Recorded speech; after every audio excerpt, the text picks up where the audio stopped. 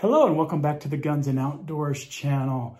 Got something big in store today. It's our maiden voyage of our Guns and Outdoors channel YouTube video intro that we're going to start running more often on the videos.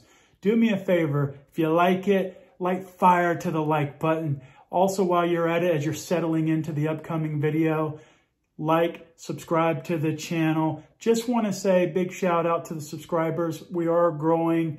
It's thanks to you for your support along the way. I am working behind the scenes on some extra vendors. It's been a slow but measured progress. Got some new vendors. I'm going to turn it in the form of discount codes for you guys. So more to come on that. As you're settling in, just want to say we're approximately 7 seconds out. So as soon as we're done with our intro, we're going to roll right into the Glock Armorer's course after action review that me and my buddies did. So stand by in 3, 2, 1.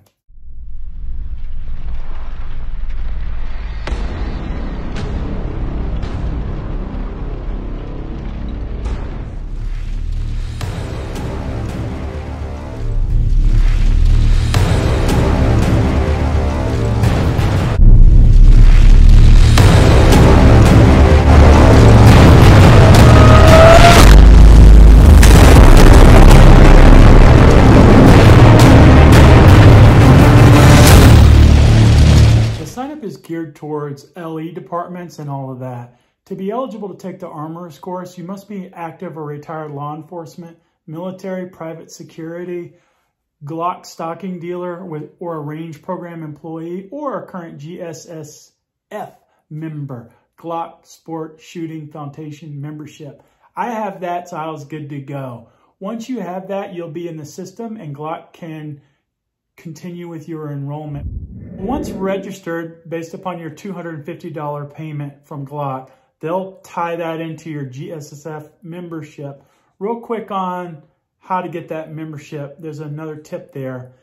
I recommend signing up for at least 2 years. If you only do the 1-year membership, you get what they call a blue label coupon, which allows you to purchase a handgun at a reduced rate, roughly 10, 15, 20%.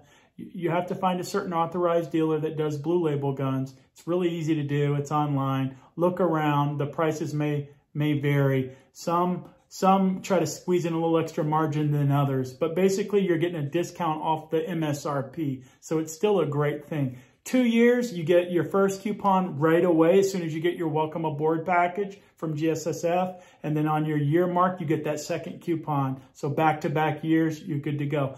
Versus if you only do 1 year, you don't get any coupon up front. I apologize. 12 months later, you get that first coupon. And then you also get a check in the mail to try to renew it. Secondary benefit from GSSF, most importantly as well, you get to compete in all your local matches. There's an online website. My range offers them. You get to shoot guns, Glocks at various stages. And it's real easy to win. I haven't won anything, but I know people that have. I've heard many stories of folks going and not being the best shooter, but you also get entered for a random drawing. So there's people that haven't been good shooters that won a free pistol. You also win awards and plaques, and you're in these runnings for various categories. So depending on the turnout at your local range, assuming there's no big bullseye sharks coming in, which happens, and they clean the clock, and you still have an even playing field because you're in for the random drawings. So give GSSF a shot. I find it's more family oriented. It's not USPCA or IDPA. It's a little bit less pressure. And everybody goes in, you run your string on tombstone targets. You have a good time. It's more family friendly. The 8-hour course ran from 8 a.m. to 5 p.m. Lunch is provided by Glock, which is really nice. My instructor ordered up Jimmy John's. The course is 100% in a classroom environment. Once we arrived in the classroom, we actually picked a prearranged workplace at the desk that had already everything we needed. Mine had a gray Gen 5 rubberized Glock 17 cleaning mat with the imprinted lubrication guide on the side. I hadn't seen that before. It also had a gray silicone parts tray, 2 orange Armorer slide cover plates that are used to check the firing pin, trigger bar, cruciform, drop safety, tolerance, engagement for spec. either in spec, close to spec, or out of spec. One slide cover plate is for the regular size Glocks, and another one they give you is for the slimline models like the 43 and the 48s. The student is also given their own Glock Armorer tool, which was really cool. I like that. And a Glock ballpoint pen. Our instructor also shared with us his Team Glock 15% off promo code. I'm going to go and check that out. We had these classroom handouts. So on that side of the things, we had another GSSF pamphlet. We had a Glock training course pamphlet. They do offer other classes. Not a big selection, but they have an advanced armors and then a couple other little things. There was a local distributor contact information, which was a really nice touch. Glock commercial, Glock federal, Glock law enforcement reps. We had their email addresses should we need support if we were working in an official capacity. I don't think I'm going to be calling them up, but it's still nice that Glock kind of does that for us. Last but not least, you get a course package that has standard kind of evaluation stuff, a buyer's guide that's a sample. Sure, you go these days, you go online. But most importantly, you get a brand new spiral bound, full color, heavy cardstock 2020 Glock Armorer's manual. And that bad boy covers all the models, with the big emphasis being on the following models. So the way I would describe it is they were sorted in various model types, if you get my drift. So here's where I mean by that. The Gen 5s, G17s, G19s, 26s, 34s, and 45s. Pay attention to the models. Switching over to the slim lines, we've got the G42, the 43, the 43X, and the 48. And then in the third category, you got the one-off, the G44, the 22 LR rimfire setup. And then last but not least, you have the G19X. Then we talked about Gen 4s, and then the guide goes through Gen 3s and what he calls previous models. I do apologize, I couldn't film or record audio or video within the class. Glock is super sensitive to that, and they call that out right up front, and I understand that. If you look online, there's a lot of guys with PDFs and stuff. You won't see the 2020 guide. You see a lot of older models, and people making false assumptions. Oh, you don't need it. Oh, yes, you do. You need the latest and greatest manual because it's got, in my opinion, significant updates. The class is very structured. It's very good, my brothers, with a lot of detail that if you take it, you're going to enjoy. I don't care who you are, what you know. If you're not at the armorer level, you're going to learn a lot of tips and tricks. Just the way they describe things, you're going to learn a lot. I thought going into this that I was pretty well off. I know my facts. I know my Glock knowledge. My instructor was really cool. What I liked about him is I would run something by him that I heard and he'd set us straight. He would dispel the classic Glock fact from what I'll call the incorrect internet dogma. Obviously, no live guns allowed in the classroom. Class starts off with an orientation of, in my case, our facility, Point Blank Range in Matthews, North Carolina, where the bathrooms are, what the schedule is, talked about lunch, recap student materials, covered your student freebies as stated already, and then you do a review of the various guns in the course and that the students will be working on. Each desk had 2 Tupperware boxes, one with a nice, cool Gen 5 G17, another with a Gen 4 and a Gen 3 frame. All right, so getting into the course outline, you go through a short but cool history lessons, Austria and U.S. plants, as well as some trivia. So here you go. U.S. plant opened in 1985. Don't quote me on this because I'm going to mess this up. The Austrian Wagram plant opened in 1963. And their Furlosch plant opened in 1987. I know I mispronounced the plant names.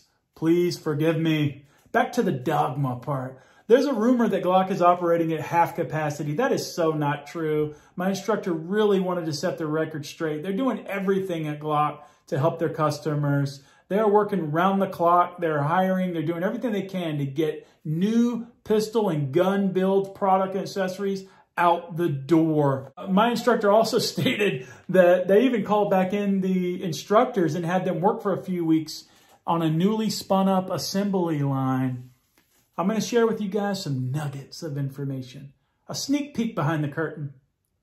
The U.S. factory has 30-foot ceilings. All their gears, when they come out for the guns, all the equipment, it's on pallets. So everything that these guys need for a certain batch of assemblies is done. I'm making an assumption, barrels, frames, trigger. This is how I visualize it. Trigger bars, slides, and the plant workers have what they need and they build them out. Here's where I like this. Each worker has the power, if they see a defect, to call a stop to a process on something that is bad so that can be addressed right then and there. I thought that was really cool when I heard that, because that's a serious sign of a company that's serious about quality control. QA is important. I had to give you one stat. In my guess, I bet you they're cranking out between 1.2 and 1.5 million pistols a year. That's my guess. Moving on. You cover things like Glock slide coatings. We had the Austrian Tennefer original coatings. We had, for a short span in the 2000s up to, I think, 2010, the US nitration coatings. And then you have the DLC, which is what they have these days, which is diamond-like carbon coating. It's very hard and it helps provide a rust-free finish. Most, if not all, models and parts, down to the widgets, sights, springs, firing pin, and yes, I did say firing pin. I deliberately said firing pin and not striker. You don't believe me? Go check it out. Glock refers to their pistols as having firing pins. Go look it up. Telling you the truth. Nowhere in there is the word striker. It may have been something in the past. It may be internet. It just may have been used interchangeably. But I got corrected on that by the instructor. Look, all I can tell you is in the class for Glock Armorers 2020, they don't teach it or reference any part to new armorers with the word striker. Getting back to course objectives, we go through safety functions of said devices. We field strip, slide disassembly, reassembly, frame disassembly, reassembly, magazine knowledge, field inspection and testing, rifling, preventive maintenance, which was cool, lubrications, which was cool. Yes, less lube is something they teach you then more. Glock sights and types, and as well as servicing procedures. You're going to learn all that in the class. Guys, you're going to work on your Glock Gen 5. You're going to do it on the Gen 4, and then you're going to turn around and do it on the Gen 3s. It's no surprise that the instructor in the class had expansive tool sets and spare parts kit. Over half of us, we launched and dropped or sent flying an extractor spring, a spring cup, a slide lock spring, something along those lines. Hey, it happens. You know, they do recommend you bring a small flashlight so you can check the barrel and read the fine print. But speaking of that, bring your reader glasses. No reason not to. If you need that, what I'll say, close-in air support for that blurry vision, you need to bring them with you so that you're prepared for the mission. Just do yourself a favor and make sure you aren't coming in super cold as well. In my case, I had experience with triggers, aftermarket parts, connectors, as well as frames and slide parts, so I was good to go. But my thought is, if you're rusty, my extra tip would be to practice disassembly, reassembly of the firing pin springs, the cups, things like that. You'll be practicing and doing a lot of that. I would say 8 to 10 times in the course of the day on your Gen 5, Gen 17. The frame, you'll be practicing on that Gen 4 and your Gen 3. You know, having that practice going into class makes you better off so you can listen to the fine print details from the instructor. Towards the end of the class, you do a dry run exam practice. Then you have a timed disassembly and reassembly. That's a practical hands-on. And last but not least, you have a multiple choice, 25-ish questions, pass-fail test. After action report, my 3 shooting buddies and I all debriefed. Everybody had a great time. They all enjoyed it. Matt says, I thought it was high value and I learned a ton. Being able to maintain my own gun without anything more than a plastic punch is an outstanding feature of the platform. Parts are available. They're high quality. They're affordable. Again, it's an understated feature of the platform. I picked up a Glock because they're simple, light, reliable. Seeing how easy they are to maintain reinforces this philosophy. Brett says, across 40 years and 5 generations of a few platforms that can be covered completely in 8 hours within 100 pages and maintained with a 50-cent punch, to me, that design simplicity is the perfection. These guys are good. Anthony says, yes, love the class. Demystified a lot for me. I learned that Glocks were incredibly easy to work on when compared to what I thought my expectations were going in. Okay, we're headed in the home stretch now. Just want to say that's a good overview of the Glock Armorer's course. There were a couple sections that I did not cover today. If I piqued your interest, go ahead and sign up. I say, why not? It's totally worth it. As for me, remember there is that 2-day advanced course. I feel like I've learned so much in the 1-day course that I'm going to call it good, put a feather in the old capable citizens and student of the gun ball cap, and go on to the next endeavor. As always, I just want to say thank you very much. Please like and subscribe to the channel. Take care of yourself, and we're out of here. See ya.